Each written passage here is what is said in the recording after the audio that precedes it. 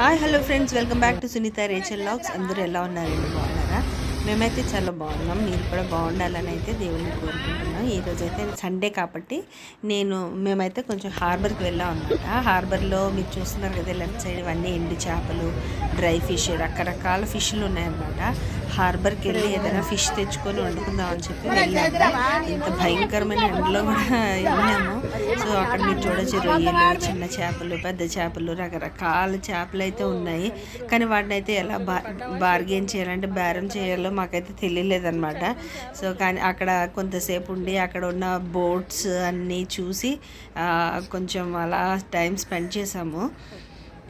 ఒక పక్క అయితే ఫుల్గా తడిచిపోయాం అనమాట. ఇవి చూడండి, రొయ్య పుట్టు అనమాట. ఇది కర్రీస్లో వేసుకుంటే బాగా టేస్ట్గా ఉంటుంది. చిన్న రొయ్య అనమాట, షింప్స్ అంటారు కదా, వాటిని డ్రై చేస్తారనమాట. అవి నేనైతే అది అనుకుంటున్నాను, మరి అది కరెక్టో కాదో మీరైతే కమెంట్ చేయండి. ఇక్కడ చూడండి, చేపలన్నీ ఒక దగ్గర తీసుకొచ్చి అవి కొనుక్కొని వాళ్ళు మళ్ళీ వేరే రేటుకి అమ్ముకుంటారని నేనైతే అనుకుంటున్నాను. సో మేమైతే భయంకరమైన ఎండలో నిల్చున్నాము.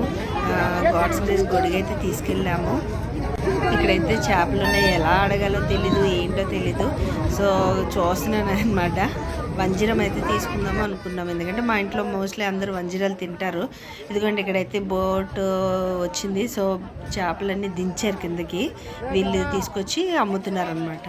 సో అందరూ మాట్లాడుకున్నారు అక్కడ ఎలా కొనాలి ఏంటి అనేసి.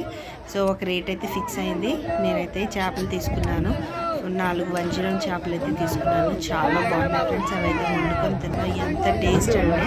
సో మీకు కానీ వీడియో నచ్చినట్లయితే లైక్ చేయండి, షేర్ చేయండి, సబ్స్క్రైబ్ చేయడం అయితే మర్చిపోకండి.